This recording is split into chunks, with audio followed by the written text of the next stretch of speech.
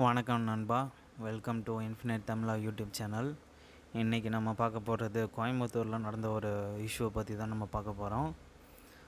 வாங்க வீடியோக்குள்ளே போகலாம். இப்போ கோயம்புத்தூரில் இப்போது இஷ்யூ நடந்ததை பற்றி எல்லாருமே கேள்விப்பட்டிருப்பீங்க. இதில் முக்கியமாக நம்ம இதுலேருந்து எப்படி வருங்காலத்தில் தப்பிக்கலாம், எப்படி ஒரு தமிழ்நாடு இல்லைன்னா இந்தியாவை எப்படி ஒரு சேஃபாக கொண்டு போகலாங்கிறத பற்றி ஒரு 3 முக்கியமான ப்ராப்ளமை நம்ம சால்வ் பண்ணோன்னா கொஞ்சம் இந்த இஷ்யூஸ்லாம் திரும்பி நடக்காமல் இருக்கலாம். ஏன்னா நம்ம பார்க்கும்போது வருஷம் இந்த மாதிரி ஏதாச்சும் ஒரு இஷ்யூ இப்போல்லாம் ஒரு 6 மாதத்துக்கு ஒரு தடவை இந்த மாதிரிலாம் நிறையா நடக்குது. ஸோ ஓவராலாக நம்ம க்ரைம் ரேட்டும் குறைக்கணும்.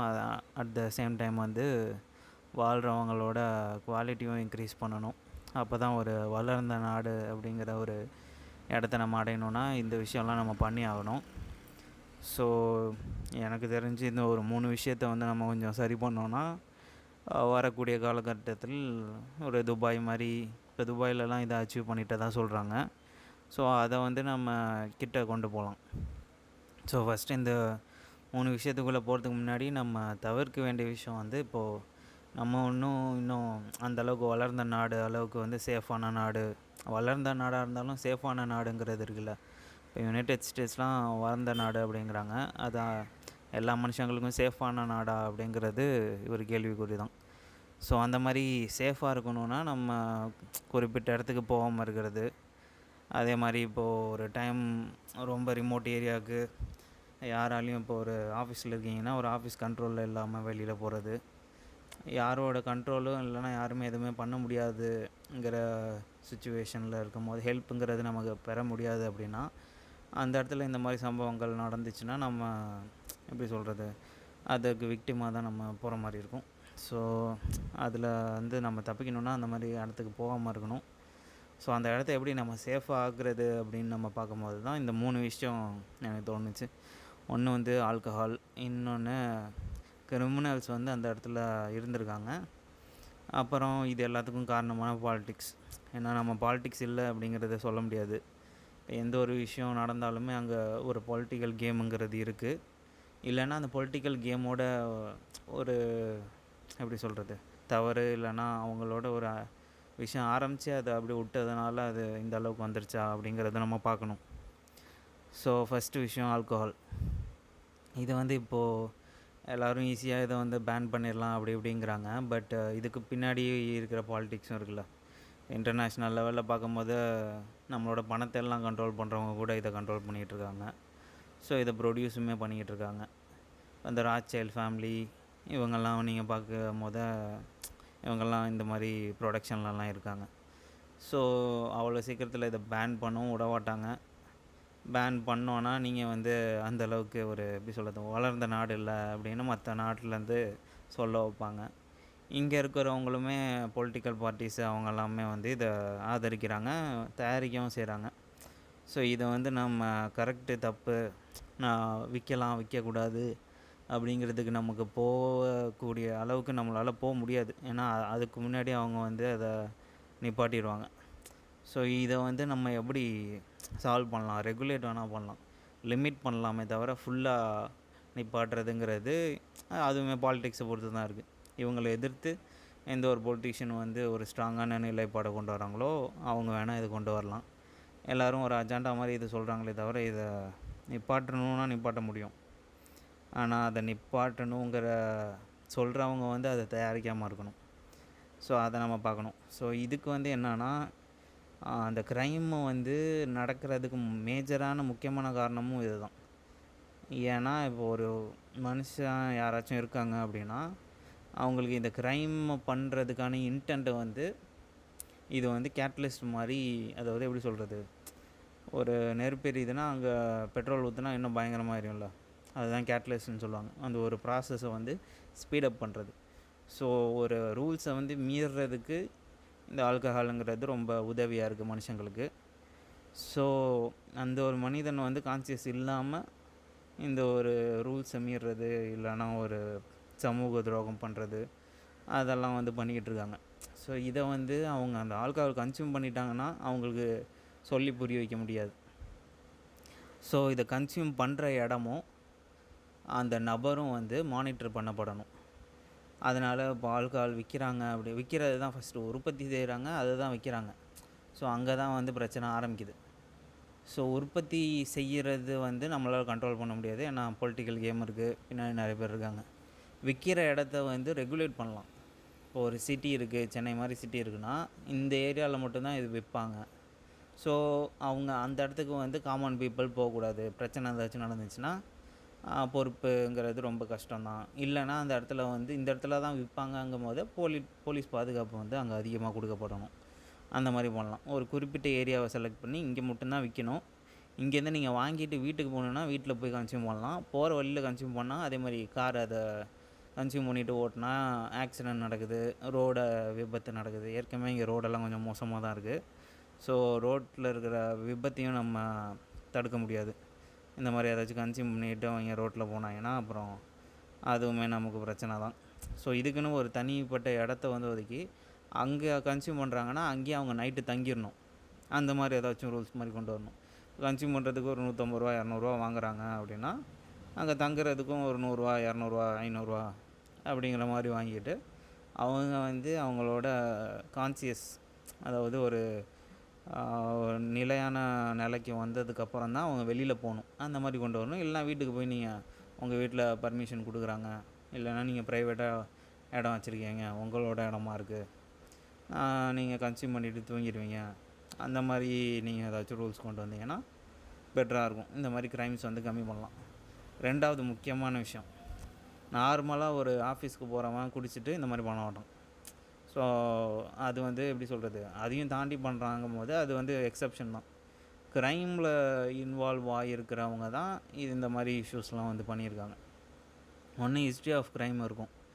ஸோ ஒரு ஹிஸ்ட்ரி ஆஃப் க்ரைம் ஒரு பர்சன் மேலே வந்துருச்சுனாலே அவங்கள வந்து அவங்க மானிட்டர் பண்ணிக்கிட்டே இருக்கணும். அதுக்கு வந்து கண்டினியூஸாகவே அவங்க மானிட்டர் பண்ணி இந்தந்த இடத்துக்கு இவங்க போகக்கூடாதுங்கிற மாதிரி ரூல்ஸ் கொண்டு வந்துடணும். ஸோ இந்த மானிட்டரிங்குமே வந்து ஒரு ஐஏஎஸ் இல்லைனா ஐபிஎஸ் ஆஃபீஸர்ஸ் அவங்களுக்கு கீழே ஒரு குறிப்பிட்ட லெவலுக்கு மேலே இருக்கிறவங்கள ஒரு கல்வியின் தகுதியில் வந்து உள்ளுக்குள்ளே வந்திருக்காங்கங்கும் போது அவங்களுக்கு இந்த மாதிரி ஒரு அத்தாரிட்டி கொடுத்து, ஆனால் க்ரைமுங்கிறது ஒரு பர்சன் மேலே கொண்டு வரப்பட்டுருச்சு அப்படின்னா இன்கேஸ் வந்து அவங்க க்ரைம்லேயே நிறையா டைப் இருக்குல்ல, அதில் வந்து சிவியரன்ஸ் அதிகமாக இருக்குது. எதுக்கெல்லாம் சிவியரன்ஸ் அதிகமாக இருக்கோ அவங்கள வந்து கண்டினியூஸாக மானிட்டர் பண்ணுறதுக்காக இந்த சிஸ்டம் கொண்டு வரலாம். ஸோ ஒரு 100 பீப்புள் க்ரைம் பண்ணியிருக்காங்க, அந்த 100 பீப்புளுக்குமே இது கொண்டு வந்தோம் அப்படின்னா இதில் ஒரு 80 பேர் வந்து பண்ணுறதை வந்து கம்மி பண்ணுவாங்க. ஸோ அந்த ஒரு 20 பேர் திரும்பி திரும்பி பண்ணுறவங்கள வந்து நம்ம கண்டுபிடிச்சி அவங்கள எப்படி சரி பண்ணலாம் அப்படின்னு பார்க்கலாம். அட் த எண்டு வந்து அந்த ஒரு என்வரன்மெண்ட்டுன்னு இருக்குல்ல, நம்மளோட ஒரு என்வரன்மெண்ட்டை வந்து ஒரு சேஃபான என்வரன்மெண்ட்டாக கொண்டு வரதுக்கு இது யூஸ்ஃபுல்லாக இருக்கும்.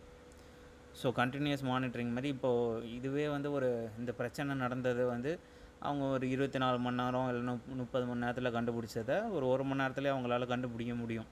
ஏன்னா இந்த ஏரியாவுக்கு இந்த க்ரைம் பண்ணவங்கெல்லாம் யார் யாரெல்லாம் போயிருக்காங்க அப்படிங்கிற ஒரு விசாரணை வந்து 1 ஹவரில் கண்டுபிடிச்சிடலாம். இன்கேஸ் க்ரைம் பின்புலம் இல்லை அப்படின்னா வேணுன்னா நெக்ஸ்ட்டு கொஞ்சம் டைம் எடுத்துருக்கோம். ஸோ இந்த கேஸில் அவங்க பார்க்கும்போது அவங்க ஏற்கனவே க்ரைம் ஹிஸ்ட்ரிலாம் இருக்குது அப்படின்னு சொல்லியிருக்காங்க. ஸோ இந்த ஒரு விஷயம் வந்து இதில் சார்ட் அவுட் பண்ண முடியும். அதே மாதிரி அந்த ஸ்பேஸுக்கு வந்து நீங்கள் போகக்கூடாதுங்கிறத ரெஸ்ட்ரிக்ட்டும் பண்ண முடியும். நீங்கள் இந்த மாதிரி விஷயம் இல்லைனா க்ரைம் பண்ணதுனால ஒவ்வொரு க்ரைமுக்கு ஏற்ற மாதிரி நீங்கள் இந்த ஏரியாவுக்கு போகக்கூடாது அப்படின்னு அவங்கள ரெஸ்ட்ரிக்ட் பண்ணி நீங்கள் வந்து இதை வந்து அவங்களும் அட் த எண்ட் மனுஷங்க தானே, அவங்களையும் வந்து நம்ம ஒரு ஸ்டார்டிங்லேயே வந்து அவங்கள கண்ட்ரோல் கொண்டு வந்து அவங்கள நல்வழிப்படுத்துகிறதும் கவர்மெண்ட்டோட ஒரு முக்கியமான விஷயந்தான். அவங்க போக போக ரொம்ப கெட்ட விஷயங்கள் பண்ணுற அளவுக்கு அவங்கள கொண்டு போயிடக்கூடாது. ஸோ அதை வந்து தடுக்கணுன்னா இந்த மாதிரி கண்டினியூஸாக மானிட்டர் பண்ணணும். அடுத்தது பாலிட்டிக்கல் கேம் தான். இந்த பாலிட்டிக்ஸ் தான் இது ரெண்டுத்தையுமே கண்ட்ரோல் பண்ணுது. நீங்கள் ஆல்கஹாலாக இருந்தாலும் சரி, க்ரைமை வந்து கண்ட்ரோல் பண்ணணுன்னு நினச்சாலும் சரி, அங்கே இருக்கிற பொலிட்டிக்கல் பர்சன் வந்து கிரிமினல்ஸை யூஸ் பண்ணுறாங்களா, இல்லை கிரிமினல்ஸ் வந்து கம்மி பண்ணணும்னு நினைக்கிறாங்களா, அவங்களோட மோட்டோ என்ன அப்படிங்கிறதும் இருக்குது. ஸோ எந்த ஒரு பொலிட்டிக்கல் பார்ட்டி இல்லைனா பொலிட்டிஷியன் வந்து கிரிமினல்ஸ் மூலியமாக ஆட்சி அடையணும் அப்படின்னு நினச்சாங்கன்னா அந்த பொலிட்டிக்கல் பார்ட்டியை நம்ம ஆதரிக்கக்கூடாது. ஏன்னா அட் த எண்டு வந்து நமக்கு தான் கெடுதல். கிரிமினல்ஸோட இன்க்ரீஸ் ஆனாங்கன்னா நார்மலாக இருக்கிறவங்கள வந்து பிரச்சனையை கொண்டாக்கி அப்புறம் நார்மலாக இருக்கிறவங்க அந்த கிரிமினலை வந்து அழிக்கணும்னு நினச்சி ஸோ அட் தி எண்டு வந்து இது வந்து ஒரு க்ரோத்தை நோக்கி போகாது, பீஸ்ஃபுல்லாக இருக்காது. ஸோ பீஸ்ஃபுல்லாக இருக்கணும்னா கிரிமினல்ஸை வந்து கம்மி பண்ணணுங்கிற டிசிஷன் எடுக்கணும்.